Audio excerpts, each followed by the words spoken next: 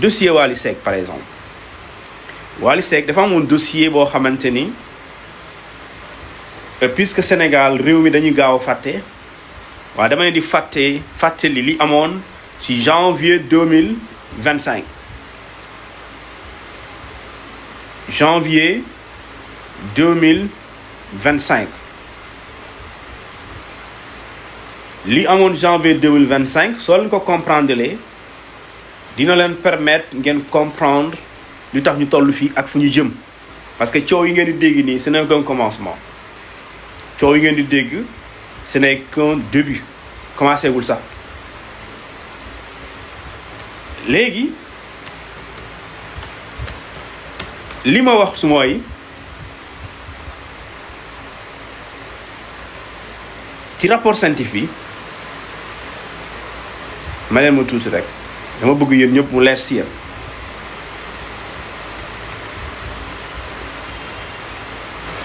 voilà document baa ngi nii 12 janvier 2025 12 janvier 2025 daa am benn xibaar bu génn sénégalais yu bëri ci la ñu soog a dégg li ñu tuddee pôle judiciaire mu ngi liggéey ñu bëri soof lañ ko commencé dégg damay xool dama leen di wax lan la pôle judiciaire et financier waxoon parquet financier lu mu waxoon dama leen koy fàttali ci datu 12 janvier 2025 ñu tuddee ko le communiqué de presse du procureur de la République financier. Le parquet du pôle judiciaire financier a été saisi récemment de plusieurs rapports de la CENTIF, la cellule nationale de traitement des informations financières, qui sont en cours de traitement. Mooy parquet procureur parquet jot dañ ko saisir ki ko saisir CENTIF la CENTIF ku ko jiite mooy président bi le président de la CENTIF ñu ne dañ ko saisir d'accord dañ ko saisir ci rapport CENTIF yu dul jeex yu bëri parce que daf ne plusieurs rapports de la CENTIF kon li ma leen di wax nii benn ci rapport yi et rapport bu ne lu bëri du dul jeex ñu ne bu ñu defee analyse rapport yooyu ainsi l'analyse d'un des rapports a fait ressortir des faits impliquant plusieurs personnes mooy bu ñu defee analyse rapport yooyu benn rapport bu ñu ci ñu jot dañoo am lu ñu tuddee ay investigation yoo xamante ni ay xibaar wër ay xóotal information yoo xamante ni daf leen permettre ñu xam yan pexe la nit yooyu utiliser pour ñu mën a def lu ñu tuddee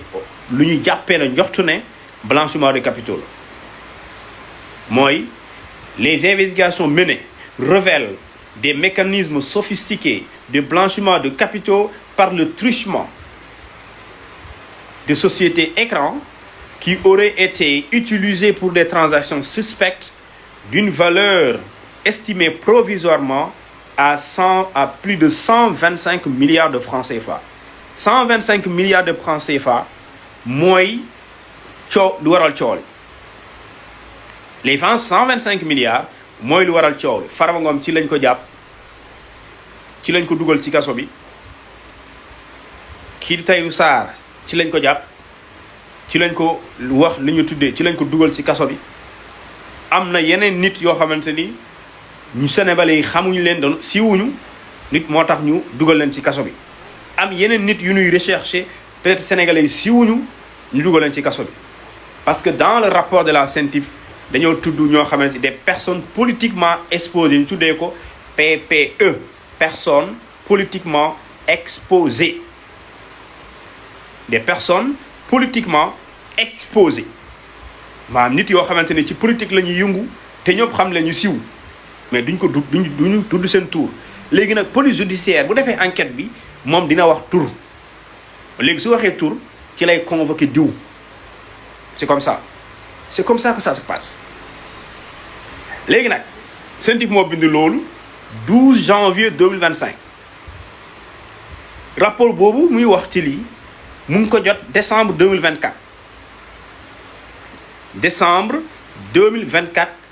le pôle judiciaire financier jot rapport bi nga xamante ni moom moo waral coowul Farba Ngom mooy 125 milliards yi ak ñoom Tahirou Sarr ak yeneen nit et yeneen nit yooyu ak Wally Seck am na c'est 8 personnes yu ñu cité Wally Seck moo ci gën a siiw rek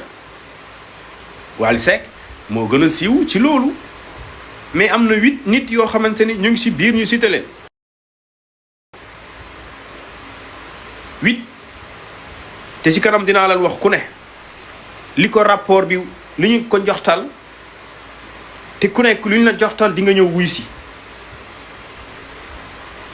ku nekk parquet bi ne ci li ma la doon expliquer sànq procureur bu jotee information bu lu mu war a def mooy en application de l'article 66 de la loi numéro 2024-8 sur le blanchiment de capitaux, le financement du terrorisme et de la prolifération des armes de destruction massive, le parquet financier envisage l'ouverture d'une information judiciaire, d'accord, sous les chefs d'inculpation portant sur les deniers publics. C'est-à-dire, soo demee ci code pénal sénégalais, article 152, article 153, article 154, article 155, loolu lañ fay wax lu ñu tuddee détournement de deniers publics. Voici le code pénal sénégalais.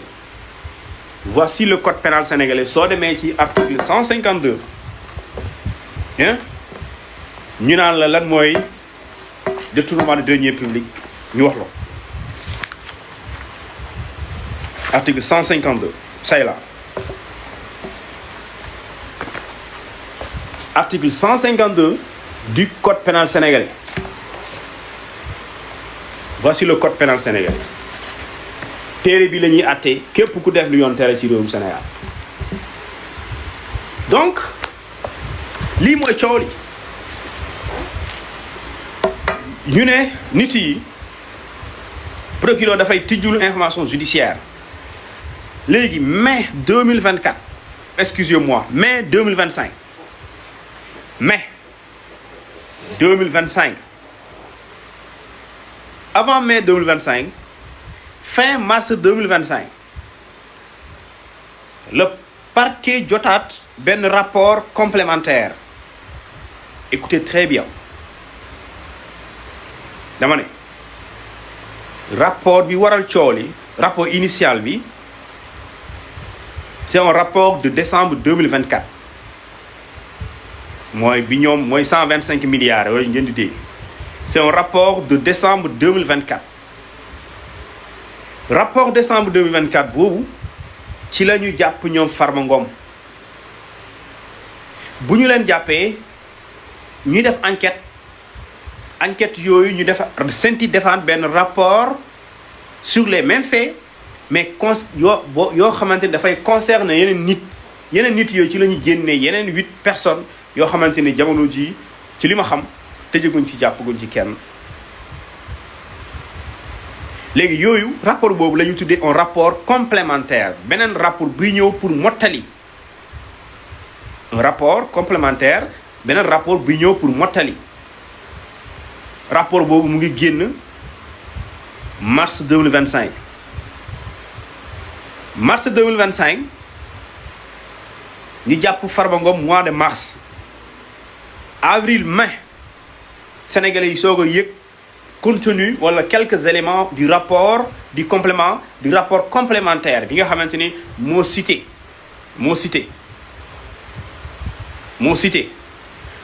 doomu ancien président de la République du Sénégal excusez-moi cité doomu ancien président de la République du Sénégal ñu tuddee ko Amadou Sall mais ci état civil ñu tuddee ko Amadou Macky Sall noonu la tudd ci loolu ñu ne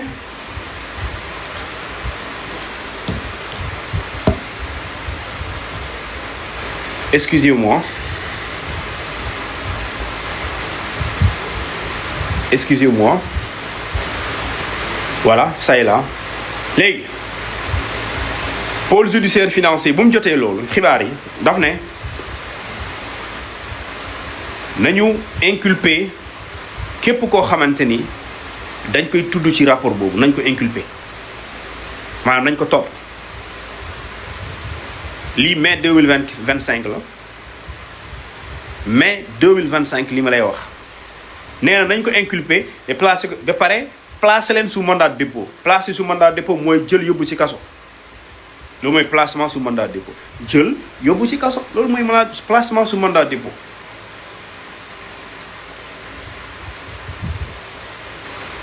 ñu ne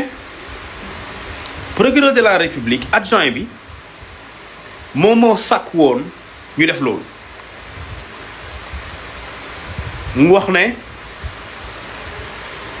8 personnes yi de nañ leen ko def 8 personnes yi laa lay limal benn par benn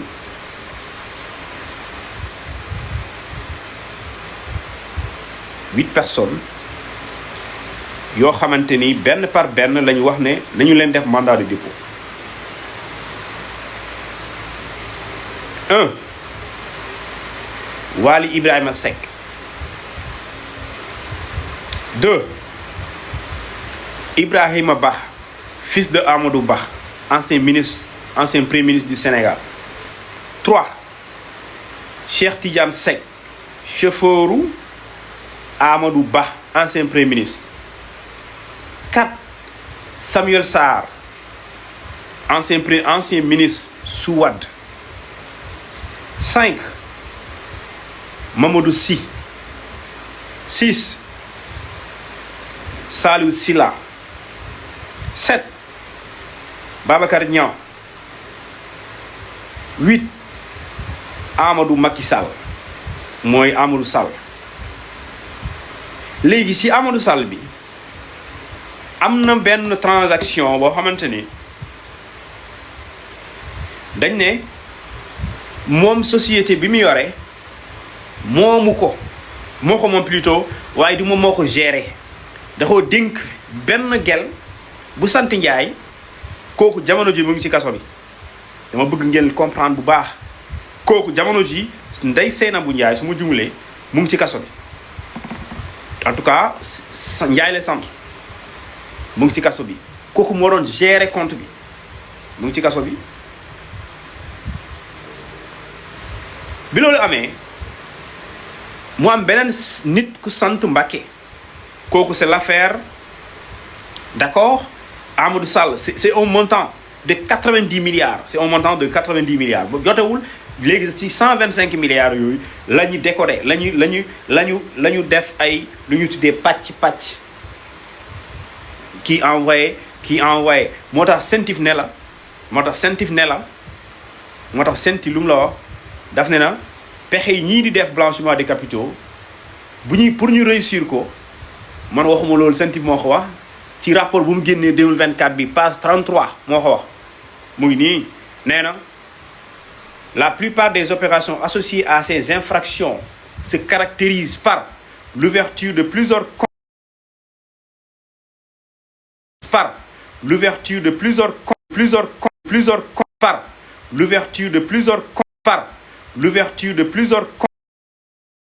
comptes bitim réew. Ça c'est la Sentif.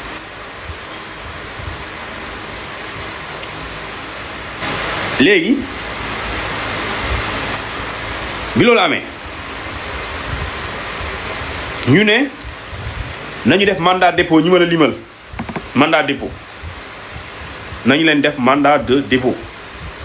ginnaaw bu ñu leen defee inculpation ñu def leen mandat de dépôt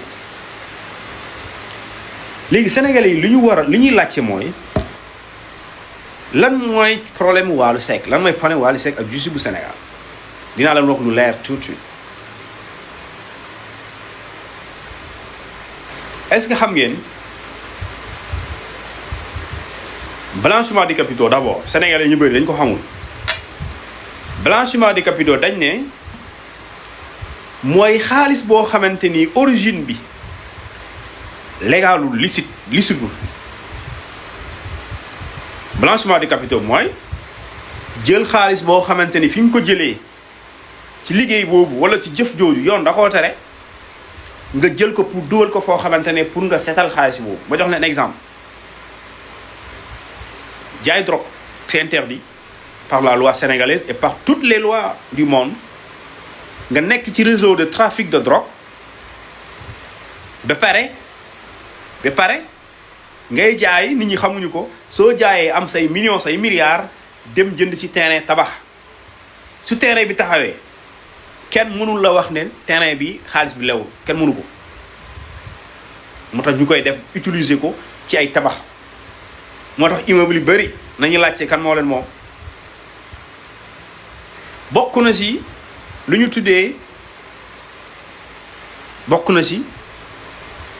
tuddee technique u blanchiment des capitaux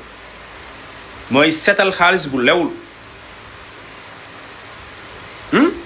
excusez-moi mooy dañuy préférer jënd ay biens luxe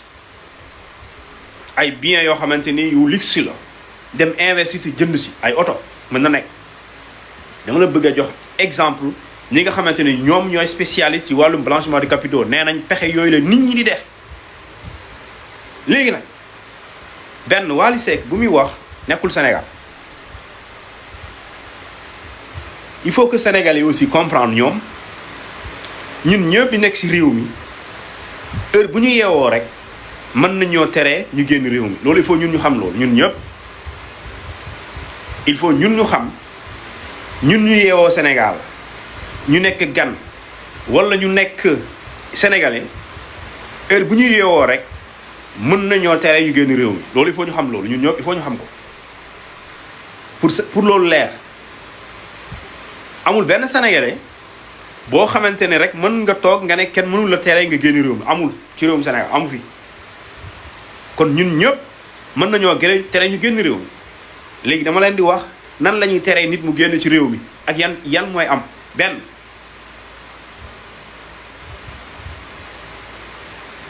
bu dee nit ki ci wàllum yoon la mooy justice boo nekkee sous enquête judiciaire maanaam boo nekkee yoon di enquête ci yow ma waxat leen nit mën na nekk di la enquête ci yow te doo ko yëg loolu la ñuy tuddee nga nekk sous enquête judiciaire ci benn fait wala ci ay jëf soo si nekkee yoonu Sénégal bu ko neexee doo génn réew mi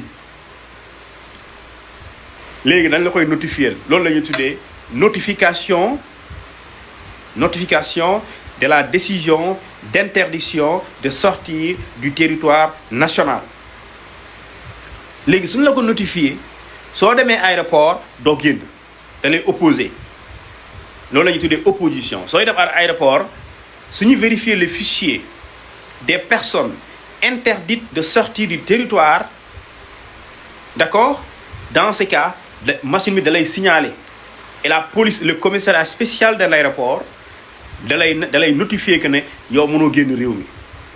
dans ce cas doo génn réew mi ñaar mën na la tere nga génn réew mi bu fekkente ne administration douanière mën na la tere nga génn réew Sénégal teg ko fan ci code des douanes prévoir na sénégalais bi bu amee contentieux ak justice ak douane maanaam nga yoral ko ay taxes douanières fayuloo ko mën na la tere nga génn réew mi loolu c'est le code des douanes moo ko prévoir. beneen bi mooy le ministère de l'intérieur mën na tere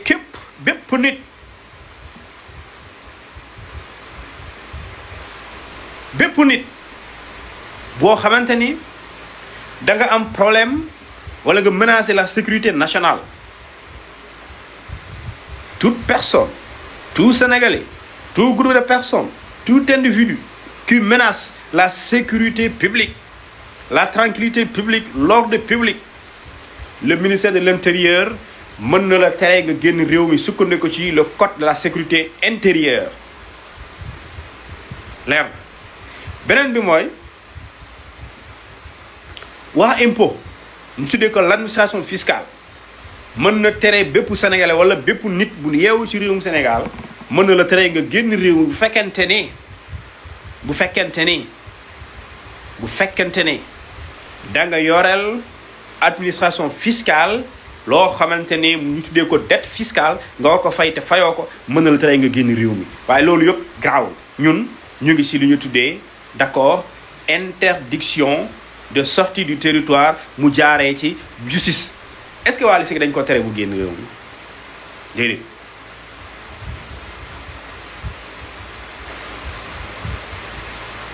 léegi lu tax mën a déedéet ku ñu interdire nga génn réew mi mooy da ngay nekk ci biir réew mi mais soo génnee ci réew mi interdire ñu nga dugg ci réew mi nga génn ci réew mi mais dañ lay lu mën a am mooy bu dee ci langage la ñuy wax parce que ñaar moo am interdiction de sortir du territoire ou bien interdiction d'entrer sur le territoire national ñaar yooyu moo am ñu tere la nga génn ak ñu tere la nga dugg léegi bu dee yaa ngi ci biir loolu mooy interdiction de sortie du territoire mais bu dee yaa ngi ci biti réew nga bëgg a dugg bu ñu la ko bañalee loolu mooy interdiction d'entrer sur le territoire national donc Wally nekkul Sénégal donc nekkul ci interdiction sortie du territoire parce que bu dee interdiction konoon vidéo bi du ko defee biti réew mais Sénégal la koy defee beneen bi mooy bu rapport amee bi jógee ci scientifique ñëw ci justice li am mooy dañuy jël rapport boobu jox ko pôle financier procureur daal di ko jël jox ko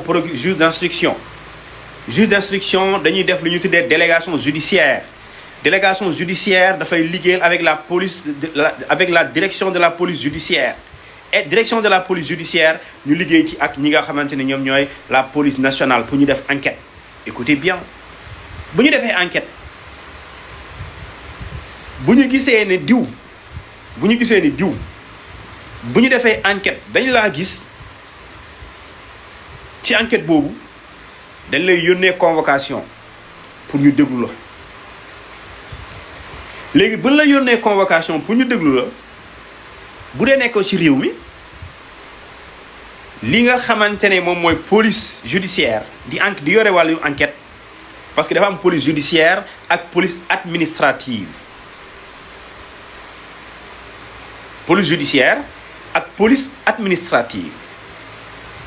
léegi police judiciaire moom mooy def enquête yi bu soxlaa nit nekkul ci réew mi dafay informer hiérarchie mooy le ministère de l'intérieur et de la sécurité publique ñoom ñi nga xam ne ñoo yore kaaraange réew mi boo demee ci aéroport di nga leen fa fekk boo ñëwee ci frontières yi di nga leen fa fekk boo demee ci gox yu Sénégal yu bëri di nga leen fa fekk léegi ñoom mën nañu def lu ñu tuddee avis de recherche et d'interpellation loolu ñu tuddee avis de recherche et d'interpellation tuddee ko GRI ñu koy def mooy GRI le groupe de recherche et d'interpellation soo demee DIC moo fa ne noonu la tudd ñu tuddee ko le GRI groupe de recherche et d'interpellation léegi nag balaa ñuy def groupe de recherche et d'interpellation dañu leen di leer na nekkoo fi wala gisuñu la et su boobaa ci la ñuy tasaaree l'avis de recherche d'accord l'avis d'interpellation ñu tuddee ko le GRI merci c'est ça en fait Mohamed Rasoul Malick Rasoul bu Sonko c'est comme ça loolu bu amee ci la ñuy bàyyi information yi lu ñu koy message rajo communication jàllale ko ci aéroport jàllale ko ci frontières yi jàllale ko dans tous les commissariats du pays dans toutes les brigades et dans ce cas suñ la gisee nit kooku brigade bi wala police commissariat mu informer la hiérarchie pour ne leen ki ngeen doon rechercher dugg na ci réewum Sénégal et dans ce cas kooku di recherche di doon wër da ko soxla dafay dem def lu ñu tuddee def moom am na possibilité su dee da ngaa génn réew boo duggee ci aéroport ñu jàpp la am na possibilité aussi soo duggee aéroport ñu bàyyi la nga dem waaye dañuy informer automatiquement les autorités supérieures ne leen ne ki ngeen doon seet ñëw na Sénégal ñooy xool lu ñuy def ndax dañ koy convoquer wala dañ koy jàpp. léegi écoutez très bien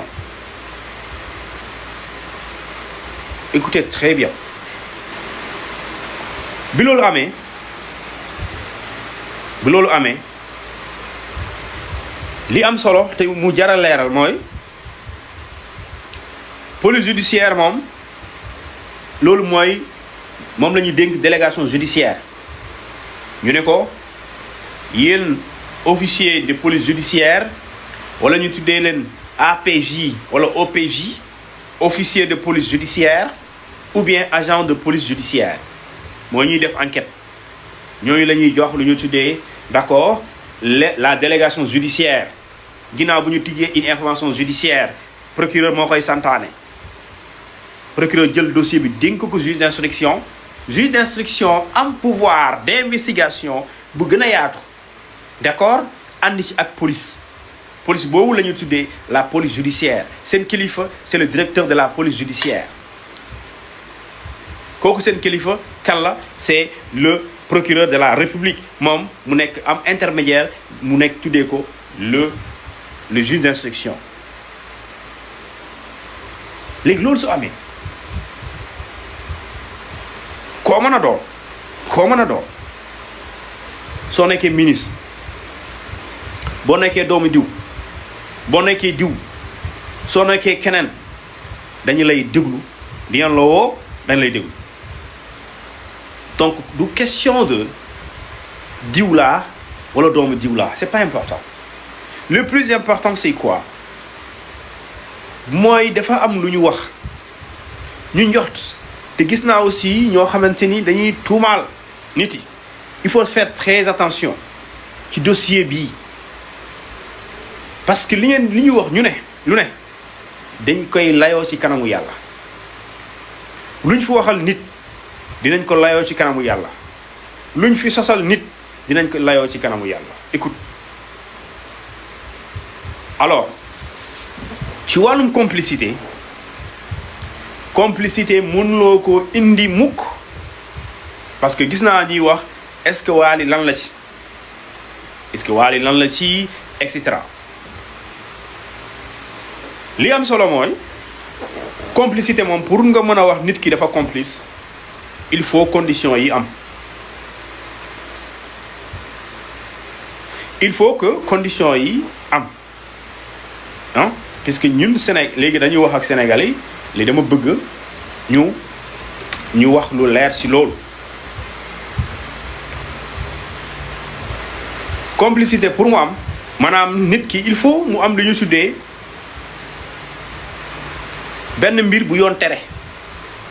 il faut mu am maanaam complicité de vol il faut que le vol soit puni par la loi. Complicité de blanchiment il faut que le blanchiment soit réprimé par la loi. loolu la ñu tuddee d'accord un fait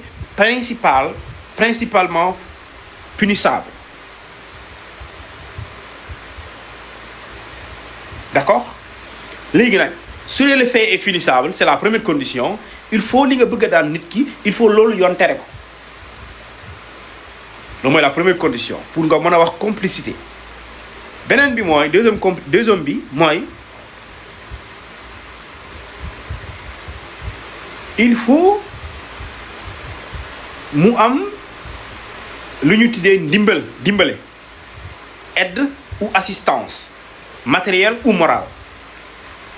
Aide ou assistance matérielle ou morale mooy deuxième condition de complicité pour nga mën a wax complicité diw da ci ànd il faut lii am il faut mu am dimbal wala jàppale yaa xam ci matériel jox ko dara wala ci moral daal di ko conseiller loolu la moo tax éviter leen nit ñëw di leen abal téléphone nga naan ko nga may ko bonus bu dee da ci def dara te nga xam ko écoute bien si dee nit ki daa ñëw ñaan la crédit te yow bu mu lay ñaan crédit daf lay ñaan pour woote def ñaawteef te nga xam ko soo ko mayee bonus même bu dee 100 francs à partir appel boobu mu woote te woote boobu di jur infraction yow dañ lay yóbbaale parce que day fekk xam nga ko. maintenant bu fekkente ni joxe nga li nga xamante ni moom mooy may nga ko crédit par exemple bonus, mais bi ngay may bonus yow bonne foi nga ci am xol bu sell xel bu sell xamuloo ne day def lu bon mais yëguloo ko waaye daf laa ñaan nga may ko même buñ la toppee complicité mënuñ la daan pour complicité waaye mën na la jàpp pour complicité le temps que ñu lay atte waaye juge bu la jàppee dina la bàyyi parce que day am lu ñu tuddee bénéfice du doute day am lu ñu tuddee insuffisance de preuve